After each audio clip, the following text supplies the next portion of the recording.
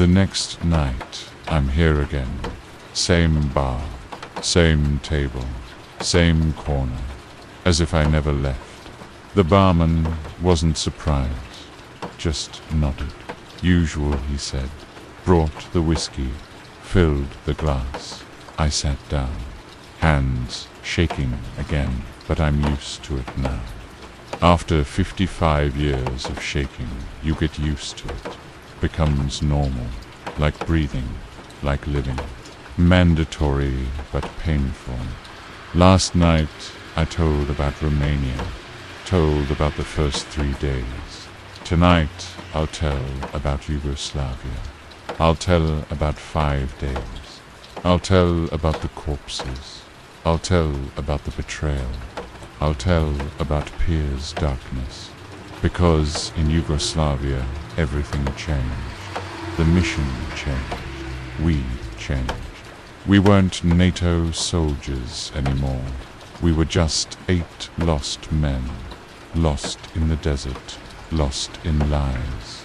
Lost in ourselves. I close my eyes and I go again. December 26, 1969. Romania-Yugoslavia border. Snow ended. Rain started. Cold but different cold. Damp and penetrating cold. Piercing to the bones. We're entering Tito's country. Neither Soviet nor West. A country with its own part. But for us, just a labyrinth. A labyrinth with no exit. 2 jeeps, 8 men, tired and suspicious.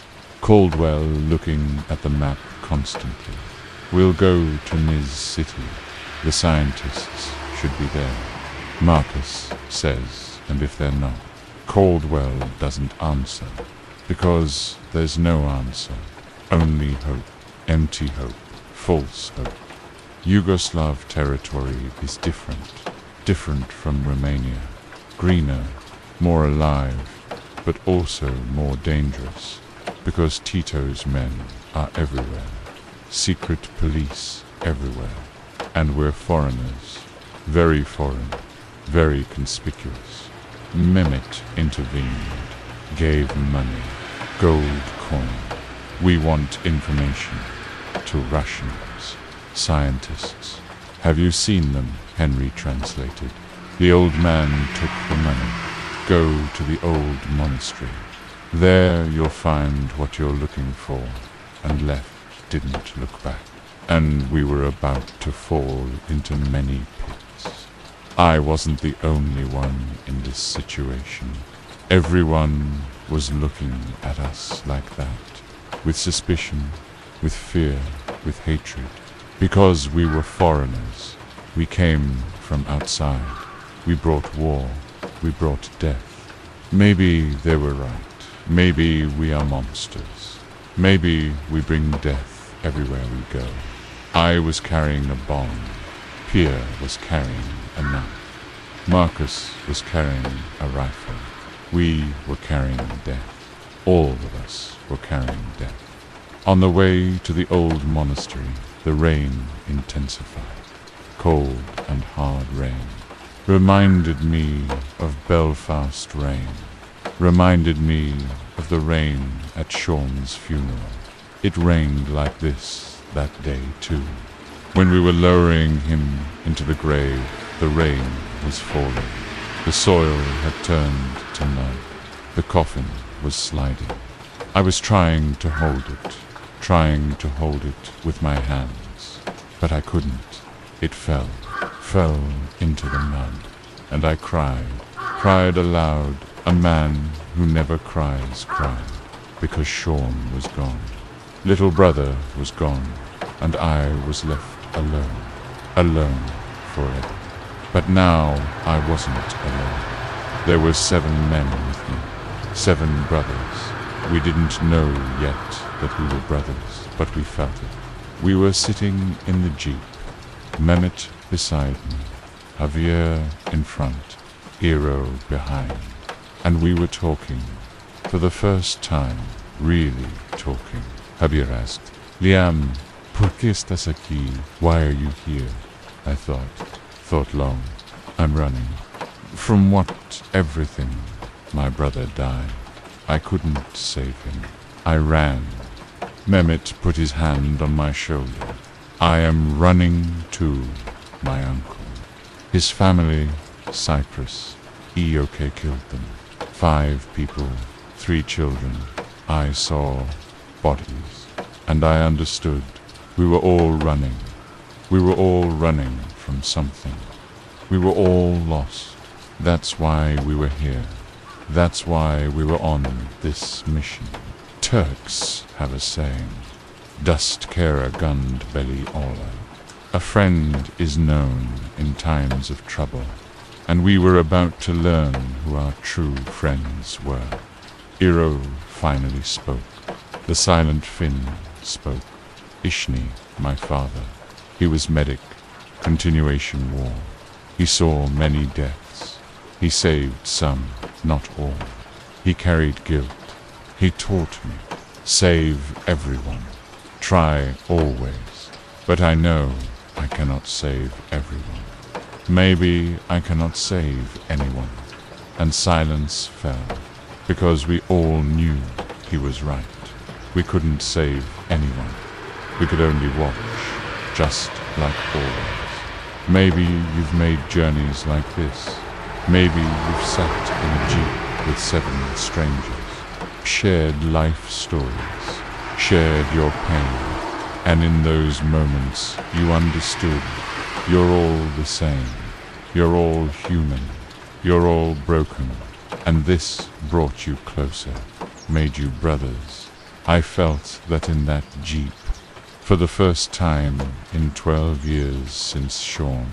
For the first time, I wasn't alone. I had brothers, 7 brothers, and it felt good, felt very good, but I didn't know.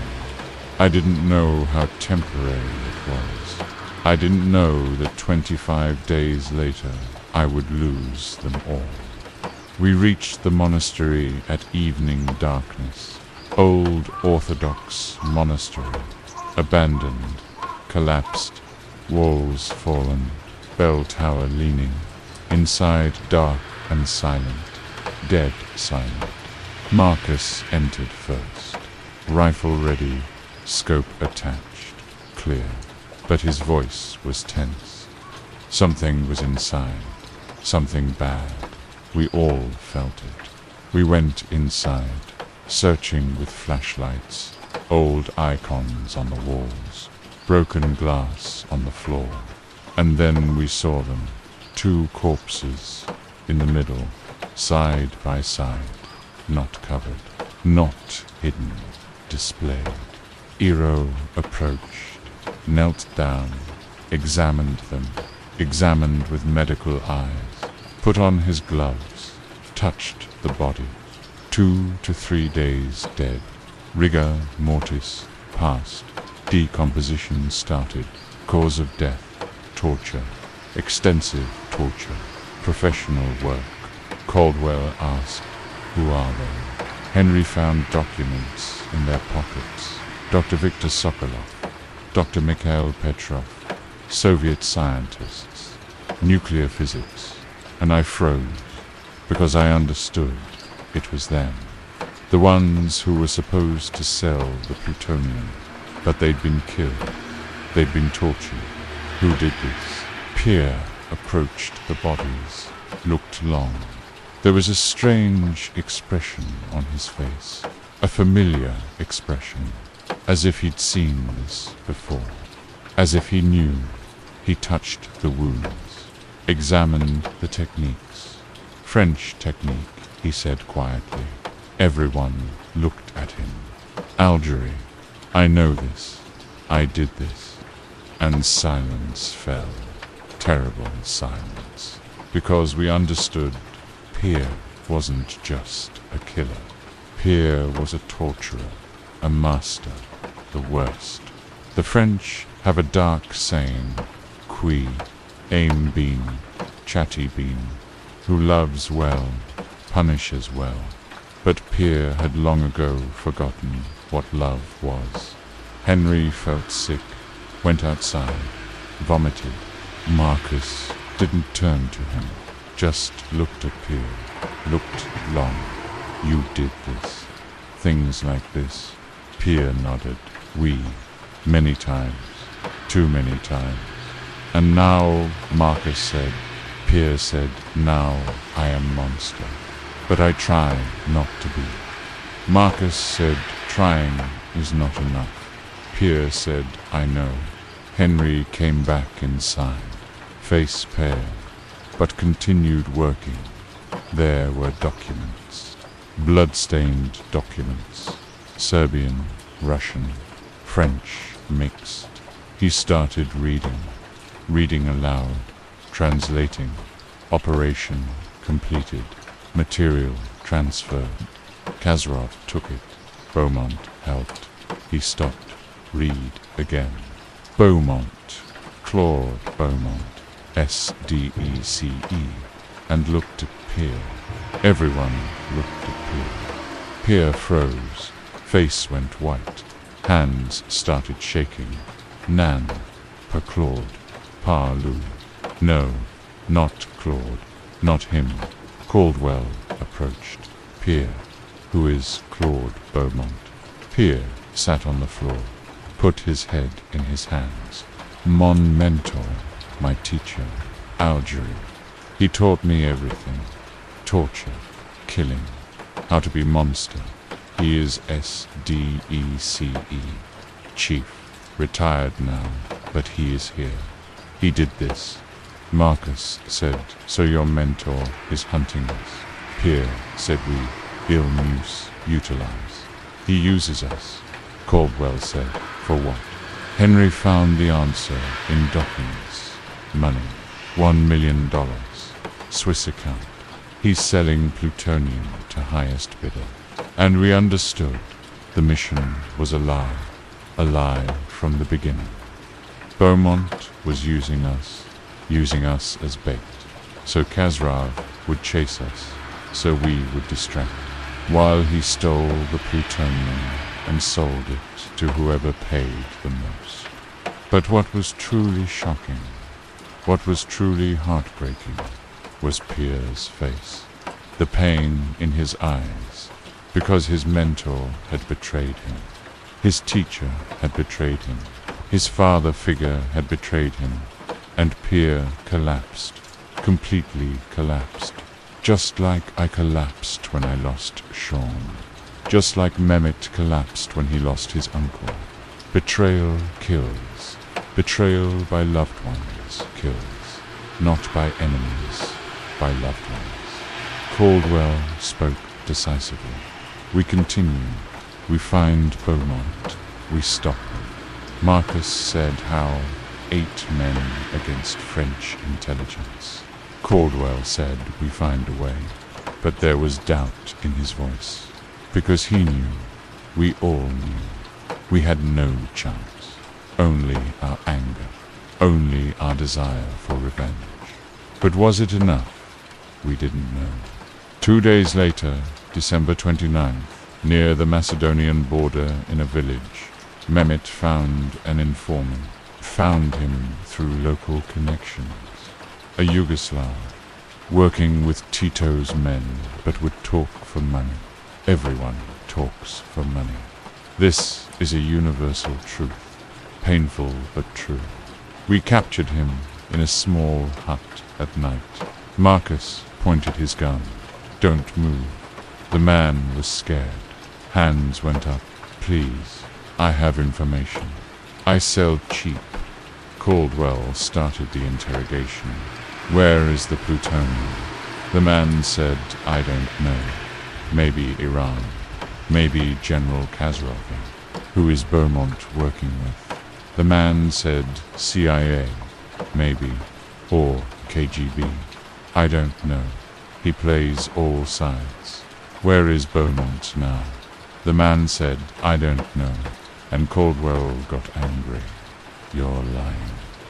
Caldwell looked at Pierre. Long look, meaningful look. Pierre understood. Vous voulez. QG. Caldwell nodded. Henry immediately stood up. Nan major, si vous plot, il y d'autres moyens. No, Major, please, there are other ways. Caldwell looked sternly. Corporal Mays, this is war, not philosophy class. Sit down. Henry sat, but eyes were wet, hands shaking, because he knew what was coming, because he'd seen it in Congo, because he'd only watched in Congo, and now he would watch again. Pierre dragged the man to the hut, closed the door behind him, and it began. Sounds started coming, first screaming, then begging, then groaning, then just silence. Terrible silence, because the man no longer had the strength to make sound. We waited outside 20 minutes, maybe 30. Couldn't tell how time passed. Mehmet tried to make tea, but his hands were shaking. Cups fell, broke. Nobody cared. Marcus went to the roof, scanning the area with his scope, but I knew he wasn't looking, just escaping. Iro was opening and closing his medical bag as if he would treat the wounded, but he knew he couldn't. Pébier was fiddling with the radio, but there was no signal. There was never any signal. I was touching the bomb wires, blue, red, yellow, black. Which wire, if cut, would bring death? But which one? Which one? Which wire was Sean's bomb? I didn't know, would never know. But I was touching them, constantly touching them. Because what else could I do? I could only wait. I could only watch, just like always. In Ireland we say, Ismoth and Sayere, and I receive. Time is a good storyteller, but some stories time can never heal. What would you do? Would you stop it? Would you go inside? Would you say stop? I didn't say it. None of us said it. We just waited. We just watched. We just became accomplices, because not stopping is also a crime. Not speaking is also a crime. Watching is also a crime. In Congo, Henry watched and became guilty. I watched in Belfast and became guilty. Now we were all watching and all becoming guilty. 8 men, 8 guilty, 8 monsters. Pierre came out finally, 30 minutes later. Hands were bloody, face expressionless, wiped with a handkerchief. White handkerchief turned red. Beaumont went to Iran. We'll meet with Khazravi at Delta Point. In 2 days, we'll sell the plutonium, he said like a robot, emotionless, as if reading someone else's words. Khazrav is Iranian general, 50 years old, Oxford educated, lost his friends in 1953 coup, seeking revenge, seeking for his country. But Beaumont is using him too, playing double game. And he fell silent, said nothing more, just sat down, put his head in his hands. And I thought, how much pain is this man carrying? How much guilt is he carrying? One day he'll explode. One day he won't be able to take it. And I was right, because 16 days later he would explode. Would explode for the last time. Iro went inside to treat. Came out 5 minutes later. He will live, barely, but he will live. And looked at Pierre to ease our trop loin. You went too far, Pierre said. G says. I know, May's comment, Pew she Marita. But how can I stop? And Iro couldn't answer, because there was no answer. Because some things can't be stopped. Some monsters can't be controlled. They just explode. They just die. Late that night we made a fire. For the first time we could make a comfortable fire. No pursuit now. We were safe. Safe for now. And Iro couldn't answer, because there was no answer. Because some things can't be stopped. Some monsters can't be controlled. They just explode. They just die. Late that night, we made a fire. For the first time, we could make a comfortable fire. No pursuit now. We were safe. Safe for now. We sat around the fire. 8 men, tired and broken. Nobody spoke for a long time. Just looked at the fire, watched the flames dance, listened to the wood crackle, and thought. Everyone thought. Didn't know what they were thinking, but I could guess. Who am I? Why am I here? What am I doing? Javier finally spoke. Mañana es 30 day after tomorrow, New Year. Mi familia siempre celebra juntos. Tomorrow is the 30th. New Year's after that. My family always celebrates together.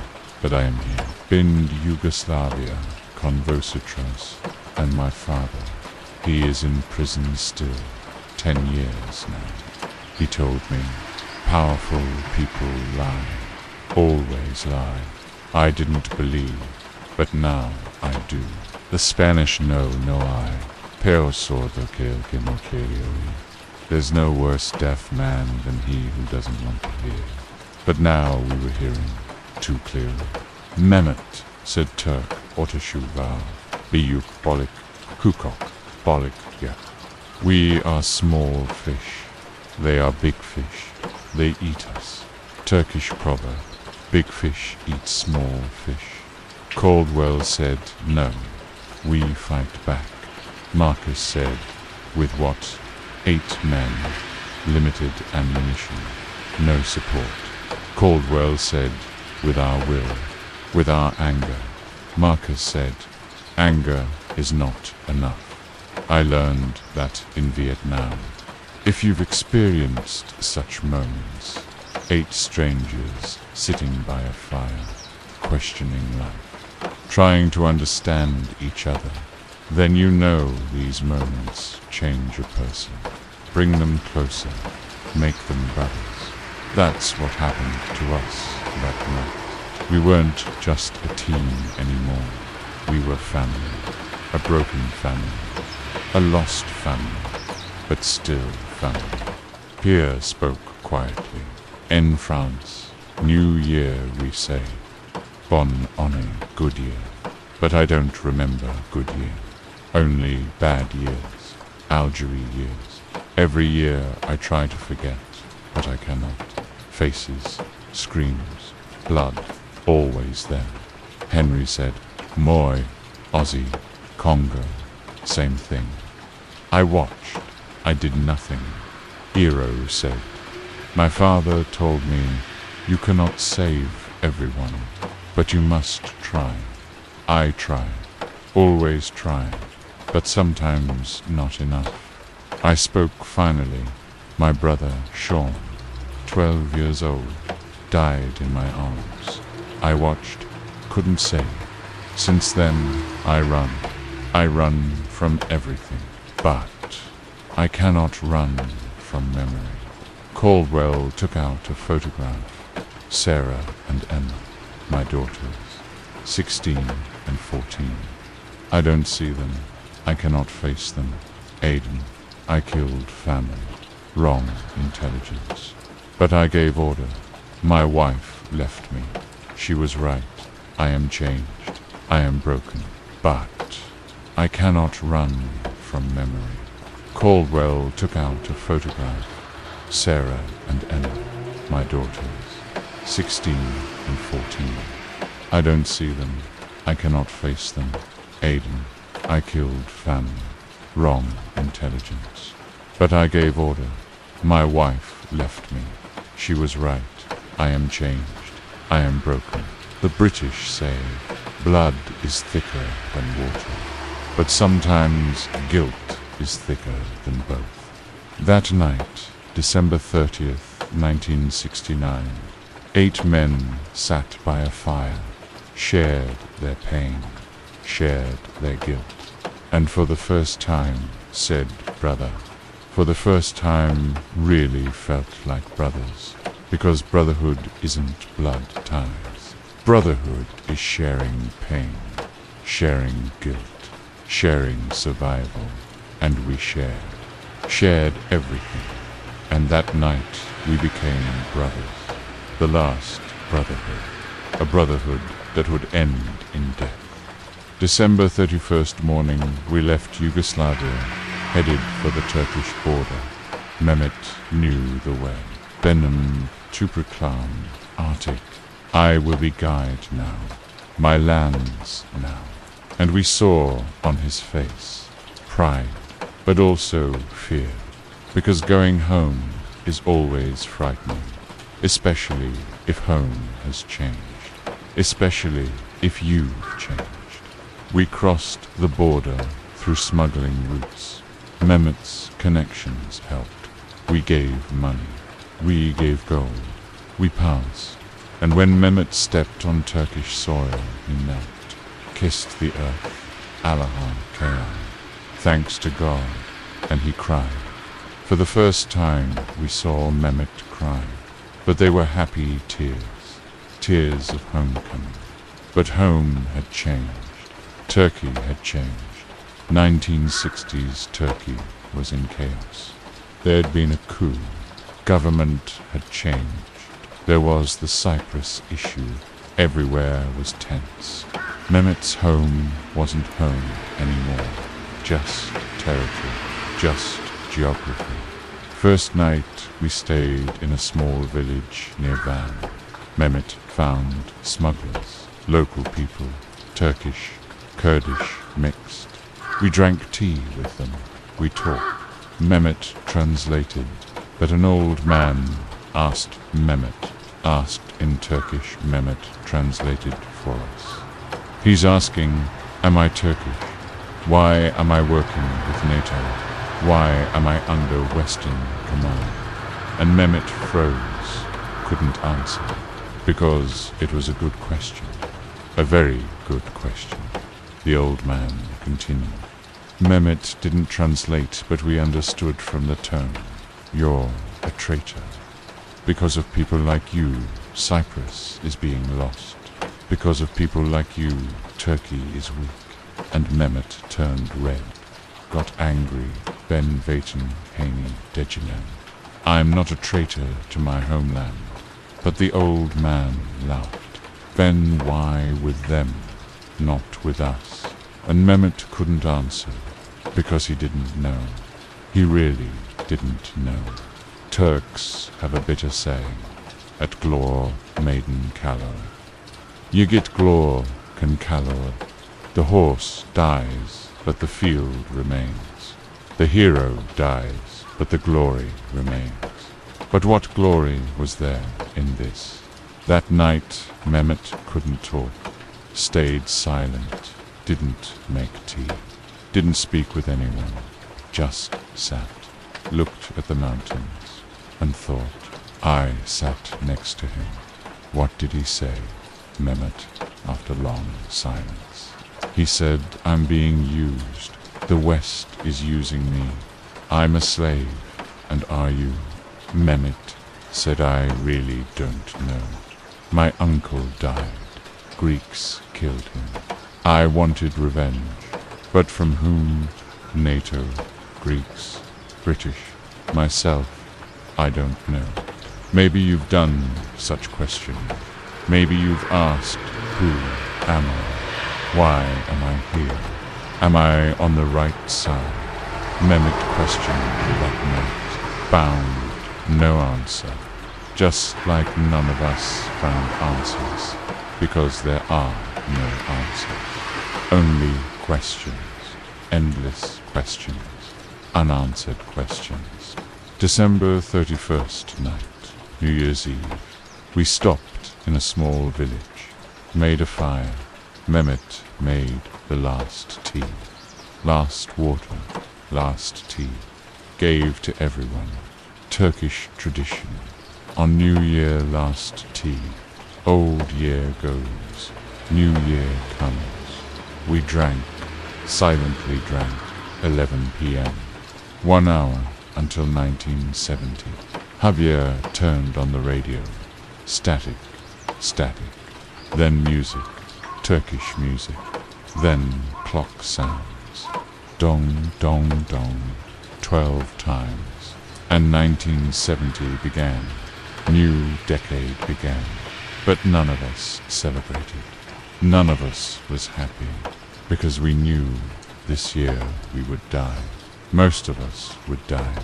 Maybe all of us would die. Caldwell spoke. New year, new decade. Maybe new beginning. Marcus said, or end. Caldwell said, let's hope not. But his voice was hopeless, because hope was gone. Only the mission remained. Only death remained. Mehmet said 1970, Umaram Buyil Baris Getaria. I hope this year brings peace. But he knew it wouldn't. We all knew. Because peace was over. War had begun. And we were in the middle of war. 8 men in the middle of endless war. In the middle of a war with no winning side. We spent January 2nd to 3rd in eastern Turkey, near Hakkari, in the mountains. Cold but no snow, just wind, sharp wind, piercing to the bones. Mehmet talked with locals, gathered information. Khazrav is in Iran, crossed the border 2 days ago, with 50 men, carrying heavy weapons, professionals.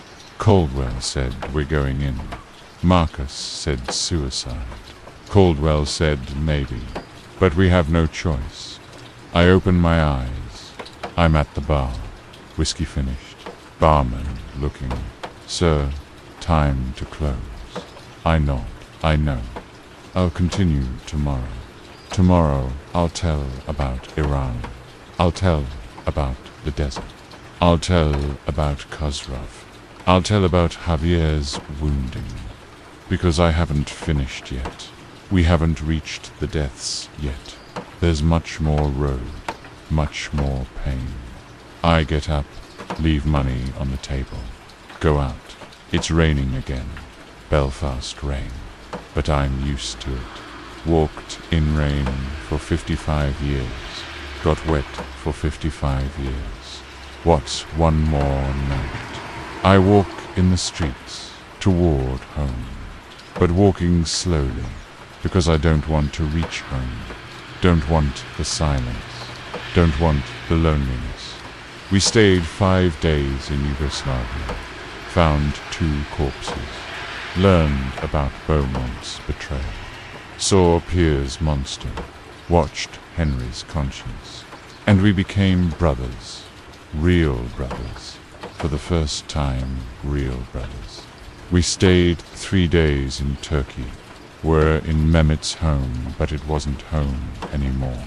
Mehmet questioned himself. We all questioned ourselves. And 1970 began. New year, new decade. But for us, the last year, maybe the last decade. January 4, 1970. 12 days left with my 7 brothers, but I didn't know, just felt it, something wrong, very wrong, and I was right, because the next day we would enter Iran, and in Iran everything would change. Javier would be wounded, Henry would die, Javier would die, Iro would die, Pierre would die, Caldwell would die, and me, I would live, I would run, I would survive, and that would be the worst thing. The Irish have a saying, Nil aun, dintiang mardo, dintiang fain. There's no hearth like your own hearth, but none of us had a hearth to return to anymore.